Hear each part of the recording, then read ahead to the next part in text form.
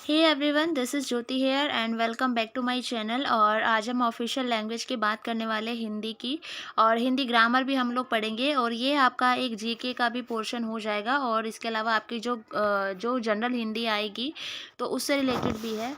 तो सबसे हम पहले हम लोग बात कर लेते हैं देखो जो हमारी राजभाषा के बारे में, जो कि हमारी हिंदी है। तो अनुसूचित 8 है और भाग 17 है। और हमारा भाषा से रिलेटेड जो हमारे संविधान में अनुच्छेद है वो है अनुच्छेद 343 से 351, जो कि मोस्ट इम्पॉर्टेंट है, आपको याद होना चाहिए। संविधान सभा ने 14 सितंबर 1949 को हिंदी को संघ की राजभाषा के रूप में स्वीकार किया। इसी कारण हर साल हम 14 सितंबर को हिंदी दिवस मनाते हैं और 10 जनवरी को अंतर्राष्ट्रीय हिंदी दिवस मनाया जाता है। राजकीय भाषा आयोग क्या है? तो अनुच्छेद 344 के तहत प्रथम राजकीय भाषा आयोग का गठन 1955 में तत्कालीन मतलब उस टाइम जो राष्ट्रपति थे डॉक्टर राजेंद्र प्रसाद ने वीजी खेर की अध्यक्षता में गठन किया। किसी भी भाषा को 8वीं सूची में शामिल किया जाता है। संविधान के प्रारंभ में केवल 14 भाषाओं को राजकीय भाषा का दर्जा प्राप्त था। वर्तमान में 22 भाषाओं का उल्लेख है। तो ये आपको पता होना चाहिए कि वर्तमान में कितनी भाषाएं हमारी 8वीं अनुसूची में है, तो 22 हैं। उसके बाद है संशोधनों के द्वारा जोड़ी गई भाषा। तो ये हमारा इतना इम्पोर्टेंट नहीं है एग्जाम के पॉइंट ऑफ व्यू से। तो जो जो हमारे इस नोट्स में इम्पोर्टेंट है वो मैं आपको बता रही हूँ, ठीक है। तो संस्कृत उत्तराखंड की द्वितीय राजकीय भाषा है। उत्तर प्रदेश की दूसरी राजकीय भाषा उर्दू है। अब 22 भाषाएं कौन सी है, एक बार आप लोग नज़र मार लीजिए। असमिया, बंगाली, हिंदी जो कि अवधी, गुजराती, मलयालम, मराठी, आड़िया, कन्नड़, संस्कृत, तेलुगु, उर्दू, पंजाबी, तमिल, सिंधी, नेपाली, मणिपुरी, कोंकणी, बोडो, डोंगरी, मैथिली, संथाली, ठीक है। उसके बाद है प्रमुख गुरु और शिष्य, जो कि इतना हमारा इम्पोर्टेंट नहीं है। और हाँ, ये वाला इम्पोर्टेंट है, ये आपको देखना है कि हिंदी की प्रथम रचना कौन सी थी। तो श्रावकचार। हिंदी के प्रथम कवि सरहपा। हिंदी की प्रथम रचना पृथ्वीराज रासो। हिंदी का प्रथम महाकाव्य पृथ्वीराज रासो। हिंदी के प्रथम गीतकार कौन थे? विद्यापति। खड़ी बोली का प्रथम महाकाव्य प्रिय प्रवास। उसके बाद है छायावाद की प्रथम रचना झरना। हिंदी का प्रथम उपन्यास परीक्षा गुरु। ये मैंने कल जो एमसीक्यू करवाए थे उसमें भी ये क्वेश्चन था। हिंदी का प्रथम एकांकी एक घूट। खड़ी बोली का प्रथम प्रयोगकर्ता अमीर खुसरो, बहुत इंपॉर्टेंट है, ये पूछा जाता है। हिंदी का प्रथम हिंदी पत्र उद्दंत मारदंड, ये कब आया था ये आप लोग मुझे कमेंट में बताना। और सर्वप्रथम हिंदी दैनिक समाचार सुधा वर्षण। विश्व का प्रथम व्याकरण ग्रंथ अष्टाध्यायी, जो कि पाणिनि ने लिखा था, मोस्ट इंपॉर्टेंट है। हिंदी का प्रथम कोशकार कौन था? अमीर खुसरो, ठीक है। उसके बाद हमारा है भारत का प्रथम समाचार पत्र कौन सा था? बंगाल गजट। हिंदी प्रदेश से प्रकाशित होने वाला प्रथम समाचार पत्र कौन सा था? बनारस अखबार, ठीक है। और ये वाद है हमारे, वाद प्रवर्तक, तो ये इतना इम्पोर्टेंट नहीं है, ये आप लोग देख लीजिए। ज्ञानपीठ पुरस्कार से सम्मानित प्रथम साहित्यकार तो कौन थे? पंत चिदम्बरा। ज्ञानपीठ पुरस्कार से सम्मानित प्रथम महिला पूछिए? महादेवी वर्मा। यामा के लिए इनको मिला था। प्रथम विश्व हिंदी सम्मेलन नागपुर 1975 में, ठीक है। और जिसके तहत ही 10 जनवरी को हमेशा हमारा जो है इंटरनेशनल जो हमारा हिंदी डे मनाया जाता है। हिंदी भाषा का प्रथम सर्वेक्षक कौन था? तो अमीर खुसरो जी थे। हिंदी की सर्वप्रथम रचना श्रावककार। और हिंदी की आदि कवित्री कौन थी? मीराबाई। कवित्री की स्पेलिंग भी आप लोग अच्छे से याद कर लीजिए, ये स्पेलिंग बहुत बार पूछी जाती है, ठीक है। अब हम हिंदी व्याकरण पे आ गए हैं। तो हिंदी व्याकरण भाषा की सबसे छोटी इकाई वर्ण होती है, ठीक है। और वर्ण हमारा क्या होता है? स्वर व व्यंजन को मिलाकर बनते हैं, ठीक है। स्वर हमारे कितने होते हैं? 11। और व्यंजन हमारे कितने होते हैं? 33, ठीक है। हिंदी में वर्णमाला में स्वरों की संख्या कितनी है? 11। व्यंजनों की संख्या है 33। संयुक्त व्यंजनों की संख्या है 4। संयुक्त व्यंजन जो दो वर्णों के मेल से बने हैं, ठीक है। द्विगुण व्यंजन या इनको उत्क्षिप्त व्यंजन भी बोलते हैं, ठीक है, याद रखना। तो ड और ड ये दो हैं, ठीक है। उसके बाद है वर्णों के भेद। तो वर्ण हमारे दो पार्ट में डिवाइडेड है, स्वर और व्यंजन। तो हरिस्वर जो बिल्कुल उच्चारण में जिन्हें कम समय लगता है, तो अ ई उ ए ओ री ये है। दीर्घ स्वर जिन्हें उच्चारण में टाइम ज़्यादा लगता है, आ ई उ ए ओ, ठीक है। तो ये दीर्घ स्वर और दीर्घ स्वर। उसके बाद है हमारा व्यंजन। व्यंजन हमारे स्पर्श व्यंजन, ठीक है। स्पर्श मतलब जो मुंह के किसी भी पार्ट को टच करते हैं बोलते हुए। तो स्पर्श व्यंजन हमारे 25 होते हैं, ठीक है। क वाली लाइन, फिर उसके बाद च वाली लाइन, ठीक है। इस तरीके से हमारी जो 25 होते हैं। और उसमें व्यंजन जिन्हें बोलते समय मुंह से हवा निकलती है तो ये 4 होते हैं, श, श, स, ह। और अंतस्तः व्यंजन जो गले के बिल्कुल ऐसे बीच से आवाज निकलता है, आप इनको बोल के देखिए, य, र, ल, व, बिल्कुल ऐसे गले में से, ठीक है। तो इनको हम अंतस्थ व्यंजन बोलते हैं। अब है अग्र स्वर, पश्च स्वर, मध्य स्वर, ये इतना इंपॉर्टेंट नहीं है, जहाँ से है मैं वहाँ से आपको कराऊंगी। देखो स्पर्श व्यंजन कौन कौन से हैं, ये रे, क ख ग घ, ये रहा, ठीक है। ये वाले क ख ग वाली, च छ ज ट ठ ड त थ द वाली, ये वाली लाइन है। ये पूरे 25 हैं और इनको हम स्पर्श व्यंजन बोलते हैं। स्पर्श व्यंजन क्यों बोलते हैं, क्योंकि जब हम इनको बोलते हैं तो कोई ना कोई मुंह में कहीं ना कहीं हमारा जो जीभ से हमारा कोई ना कोई मुंह में टच होता है, कोई ना कोई पार्ट, ठीक है। अब जो कवर्ग है, कवर्ग हमारा जो कवर्ग है, इसको कवर्ग बोलते हैं, चवर्ग, टवर्ग, तवर्ग, पवर्ग, क्योंकि पहले वाला इससे स्टार्टिंग है, ठीक है। अब क्वेश्चन ये भी पूछा जाता है कि इनका स्थान बताइए, कहाँ से बोले जाते हैं। कवर्ग है वो कंठे है, कंठे मतलब गले में से बोले जाते हैं, ठीक है। आप उनको बोलकर भी देख सकते हैं। उसके बाद जो हमारा चवर्ग होता है, चवर्ग हमारा तालु से बोला जाता है, दांत के ऊपर थोड़ा सा जाएंगे बोलकर आप इन्हें देखिए, च, छ, ज, पूरा दांत के ये पीछे नीचे वाली साइड है, वहां पर हमारी जीभ टच होती है। उसके बाद हमारा है टवर्ग। टवर्ग आप मूर्धन्य से हम लोग बोलते हैं, बोल के देखिए, ट, ठ, पूरा ऊपर जाके, ट, ठ, ड, जीभ ऐसे फोल्ड होके ऊपर हो जाती है। उसके बाद हमारा है तवर्ग। तवर्ग में हमारी जो जीभ है वो दांतों से टच करती है, आप इसे बोलकर भी देखिए, त, थ, द, ऐसे तरीके से। और पवर्ग हमारे ओष्ठीय होते हैं, प, फ, ब, तो हमारे होठ, इसमें हम इसे होठ से बोलते हैं, ठीक है। तो ये आप लोग याद कर लेना। उसके बाद हमारा है अघोष और घोष, ये बहुत इंपॉर्टेंट है। अघोष कौन से वर्ण होते हैं, प्रत्येक वर्ग का पहला और दूसरा व्यंजन, और घोष होते हैं प्रत्येक वर्ग का तीसरा और पांचवा व्यंजन, ठीक है। देखो जैसे अघोष है तो इसमें अघोष कौन सा होगा, पहले वर्ग का पहला और दूसरा व्यंजन हमारा अघोष होता है, और तीसरा चौथा पांचवा हमारा घोष होता है, ठीक है। अल्प प्राण पहले वर्ग का पहला तीसरा पांचवा व्यंजन, महाप्राण प्रत्येक वर्ग का दूसरा चौथा व्यंजन, ठीक है। और अनुनासिक हम प्रत्येक व्यंजन का आखिरी जो ये होता है इसको हम अनुनासिक बोलते हैं, ठीक है। तो ये आप थोड़ा सा में रट्टा मारने वाली बात है, तो ये थोड़ा सा आप लोग देख लेना, इसमें तो समझाना ही क्या है। अब हम बात करते हैं शब्द विचार, ठीक है। होप मैं समझा पा रही हूँ आपको ठीक से और आपको समझ भी आ रहा है। और जहाँ कहीं समझ ना आए या लगे कि जहाँ ज़्यादा क्लैरिफिकेशन की आवश्यकता है तो प्लीज़ आप लोग मुझे उस चीज़ के लिए कमेंट कर सकते हैं। और it's a humble request to all of you, बीच में मैं क्वेश्चंस पूछती हूँ कुछ, तो प्लीज़ आंसर कर दिया करो, ठीक है। अब हम बात करते हैं शब्द विचार।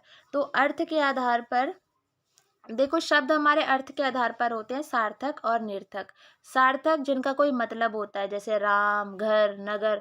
निर्थक धम, हल, चल, इनका कोई मतलब नहीं है। निर्थक है मतलब इनका कोई अर्थ नहीं है, ठीक है। तो अर्थ के आधार पर हमारे दो तरीके के शब्द होते हैं। उसके बाद हम बात करते हैं बनावट के आधार पर। तो बनावट के आधार पर तीन तरीके के शब्द होते हैं, रूढ़ि, यौगिक और योग रूढ़ि, ठीक है।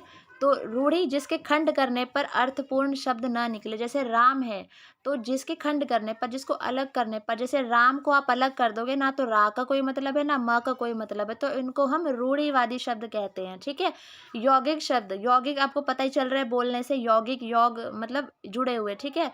तो इनका क्या होता है कि जिसके खंड करने पर अर्थपूर्ण शब्द निकलता है, योग होता है इनका, इनका अर्थपूर्ण। जैसे विद्यालय है तो विद्या को अलग कर दो और आल्य को अलग कर दो तो दोनों का कुछ ना कुछ मतलब है, ठीक है। और उसके बाद हम योग रूढ़ि की बात करते हैं, जो अपना सामान्य अर्थ छोड़ विशेष अर्थ देते हैं। इसमें क्या होता है योग रूढ़ि में कि इनको अलग अलग कर देने पर प्राय पर्यायवाची जो अपना सामान्य अर्थ छोड़ विशेष अर्थ देते हैं, जैसे जलद है, ठीक है। अब हम इनको अलग कर देंगे तो ये क्या होता है कि ये वैसे बेसिकली इसमें होता क्या है कि ये पर्यायवाची शब्द का मतलब बताते हैं, ठीक है। पर्यायवाची शब्द इसके अंदर बेसिकली आते हैं। 1 मिनट आपको वीडियो होल्ड करना पड़ेगा, इसका मैं नोट्स में से देख के बताती हूँ आपको और अच्छे से।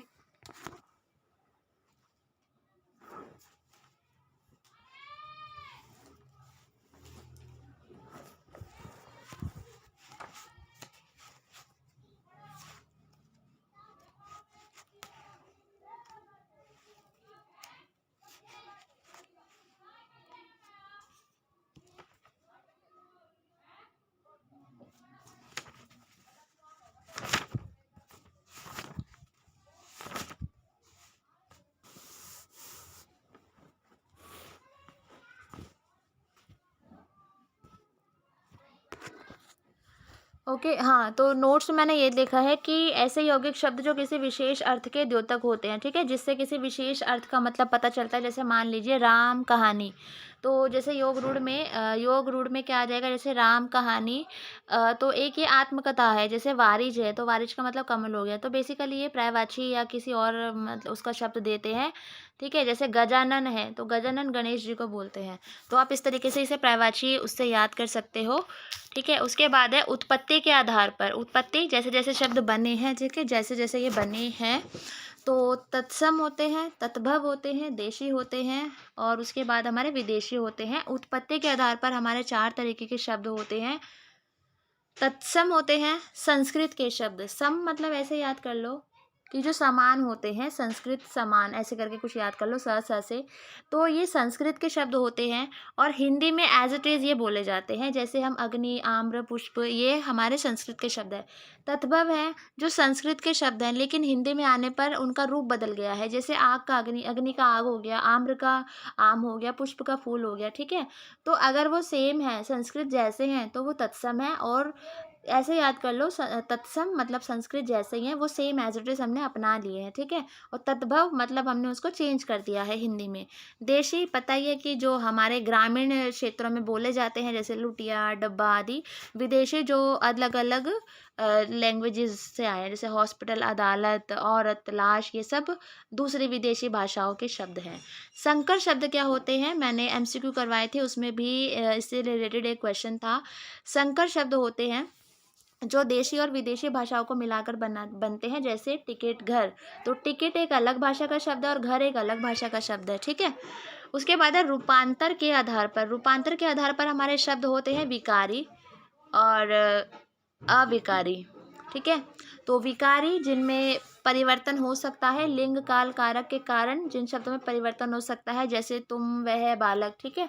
और अविकारी जिनमें परिवर्तन नहीं होता, जैसे आगे पीछे, यहाँ वहाँ। वह लड़का आगे जा रहा है, वह लड़की आगे जा रही है।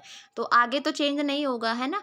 लेकिन हमारे लिंग, वचन, कारक के कारण कुछ शब्दों में परिवर्तन हो जाता है। जैसे मैंने बोला कि वह जा रही है या वह जा रहा है, ठीक है? तो सर्वनाम में वो चेंज हो सकता है। तो विकारी और अविकारी, विकारी जिनमें चेंज हो सकता है और अविकारी जिनमें चेंज नहीं हो सकता। और जो अविकारी होते हैं उनको हम अन्वय शब्द भी कहते हैं। अब हम बात करते हैं वाक्य भेद की। तो वाक्य भेद क्या है, तो वाक्य भेद सार्थक शब्दों का व्यवस्थित समूह कहलाता है। सार्थक शब्द होने चाहिए, मतलब उन शब्दों का मतलब होना चाहिए और वो मतलब सिस्टमेटिक वे में लगे होने चाहिए। मैं जैसे बोलूँ कि मोर नाच रहा है, तो मोर नाच रहा है, वो सारे शब्द सार्थक है, सबका मतलब है और सब सिस्टमेटिक वे में लगे हैं। लेकिन अगर मैं ये बोलूँ है मोर नाच रहा, तो ये एक सिस्टमेटिक वे में नहीं है, तो ये एक वाक्य नहीं ठीक से कहलाएगा। वाक्य के भेद अर्थ के आधार पर 8 प्रकार के होते हैं और उसके बाद हमारे हैं रचना के आधार पर, वो 3 प्रकार के होते हैं, ठीक है? तो अर्थ के आधार पर 8 प्रकार के विधानवाचक, निषेधवाचक, आज्ञावाचक, प्रश्नवाचक, इच्छावाचक, संदेहवाचक, विस्मयवाचक, संकेतवाचक। इसको इतना डेप्थ में पढ़ने की आवश्यकता नहीं है, बस आप इतना ही देख लीजिए कितने होते हैं। उसके बाद हमारे रचना के आधार पर 3 वाक्य होते हैं, सरल वाक्य, संयुक्त वाक्य और मिश्रित वाक्य, ठीक है? उसके बाद हमारा है संज्ञा पे हम लोग आ गए हैं। तो संज्ञा आपको पता है क्या होती है, ठीक है? किसी का नाम संज्ञा होता है, मेनली आप लोग ऐसे जान लीजिए, ठीक है? उसके बाद हमारा है संज्ञा हमारी कितने प्रकार की होती है? संज्ञा के भेद होते हैं 3 व्युत्पत्ति के आधार पर, रूढ़, यौगिक, योग रूढ़। और उसके बाद हम बात करते हैं अर्थ के आधार पर, जो कि हमने मेनली शुरू से पढ़ते आ रहे हैं, वो है हमारे हैं अर्थ के आधार पर। तो 5 भेद होते हैं इसके, व्यक्तिवाचक, जातिवाचक, द्रव्यवाचक, समूहवाचक, भाववाचक। और इसका आपको पता ही होगा, देखो व्यक्तिवाचक किसी व्यक्ति का नाम या किसी जगह का नाम, ठीक है? जो हम किसी नाम से जानते हैं। जातिवाचक जो किसी जाति का बोध करवाए, जैसे फॉर एग्जाम्पल यहाँ पे नदी है, ठीक है? तो नदी एक जातिवाचक है, क्योंकि नदी तो कोई भी हो सकती है। लेकिन अगर मैं बोलूँ गंगा नदी, तो वो व्यक्तिवाचक आ जाएगी, क्योंकि मैंने उसको एक नाम दे दिया है, ठीक है? उसके बाद है द्रव्यवाचक। तो ये चीज़ों से रिलेटेड होती है, ऐसे आप लोग याद कर लीजिए। और उसके बाद है हमारा कलेक्टिव, समूहवाचक, सेना, टीम, एक ग्रुप जो हम दिखाते हैं, जैसे हमारी क्लास भी होगी, क्लासरूम भी एक ग्रुप है, ठीक है? जैसे कोई कोई ऐसा ग्रुप है जो कलेक्टिव तरीके से एक ही काम करता है, ठीक है? या एक ही चीज़ के लिए बना है, इस तरीके से। जैसे जो अंगूर का गुच्छा होता है, वो भी एक तरीके से हमारी समूहवाचक वो होती है, क्या बोलते हैं, संज्ञा। भाववाचक हमारे सब भाव जो होते हैं, क्रोध, मिठास, यौवन, बचपन, ठीक है? बुढ़ापा, ये सब हमारे क्या हो गए, भाव है, जिनसे हमें कोई भाव पता चलता है, ठीक है? भाववाचक संज्ञा का निर्माण कैसे होता है? तो सुंदर, सुंदरता, वीर का वीरता बन जाएगा, चढ़ना का चढ़ाई, ये इंपॉर्टेंट है, ये पूछ सकते हैं। थकना, थकान, पुरुष का पुरुषत्व, नारी का नारीत्व, सर्वनाम से कैसे बनेगी, अपना का अपनत्व, मम से ममतव। और अव्यय, अव्यय मैंने बताया था जो चेंज नहीं होते, जैसे दूर से दूरी, निकट से निकटता, तो ये हमारी भाववाचक संज्ञाएं बन जाती है। अब हम बात करते हैं क्रिया की। जिस शब्द से किसी कार्य के करने होने का बोध हो उसे क्रिया कहते हैं, ये आपको पता ही होगा। क्रिया सकर्मक होती है और अकर्मक होती है, दो तरह की क्रिया होती है, ठीक है? कर्म मतलब होता है काम, ठीक है? जिस क्रिया के साथ हमारा काम जुड़ा हुआ होता है, स मतलब साथ में कनेक्टेड होता है, वो हमारी सकर्मक होती है, और जिसके साथ काम नहीं जुड़ा हुआ होता, वो सकर्मक, वो अकर्मक होती है, ठीक है? जैसे राम फल खाता है, ठीक है?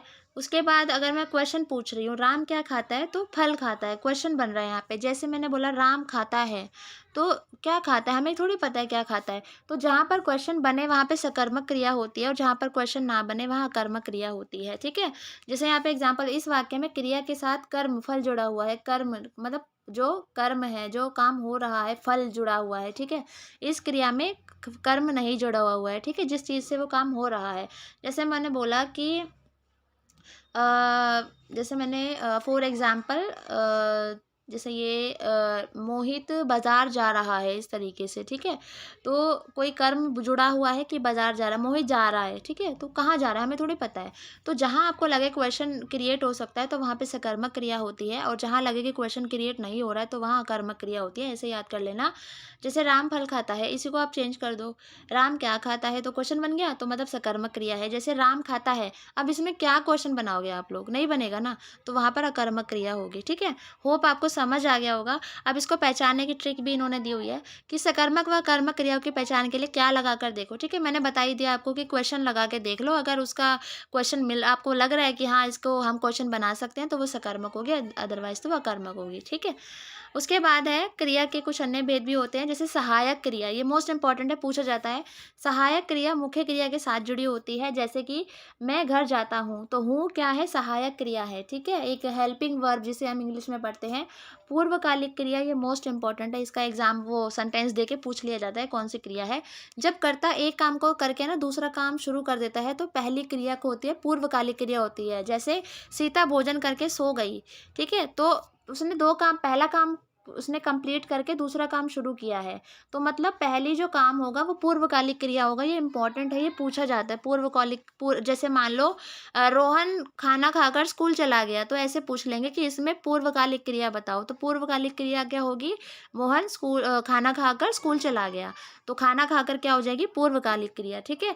उसके बाद हमारा है नाम बोध क्रिया, तो संज्ञा या विशेषण के साथ जुड़ने से बनती है, जैसे लाठी मारना, पीला पड़ना, ठीक है? या संज्ञा और विशेषण, जैसे संज्ञा और विशेषण के साथ ये जुड़ने से बनती है, ठीक है? नामबोध क्रिया द्विकर्मक क्रिया होती है, जिसमें दो कर्म साथ होते हैं, ठीक है? जैसे राम ने श्याम को थप्पड़ मारा, तो श्याम और कर्म, दो कर्म जुड़े हुए हैं, ठीक है? राम ने, ठीक है? तो किसको थप्पड़ मारा, एक क्वेश्चन बन गया, रुको, किसको मारा, ठीक है? और क्या मारा, ठीक है? तो दो क्वेश्चन बन गए, तो यानी दो कर्म है यहाँ पे, तो द्विकर्मक क्रिया हो गई। उसके बाद है संयुक्त क्रिया, ये भी इंपॉर्टेंट है, ये पूछा जाता है।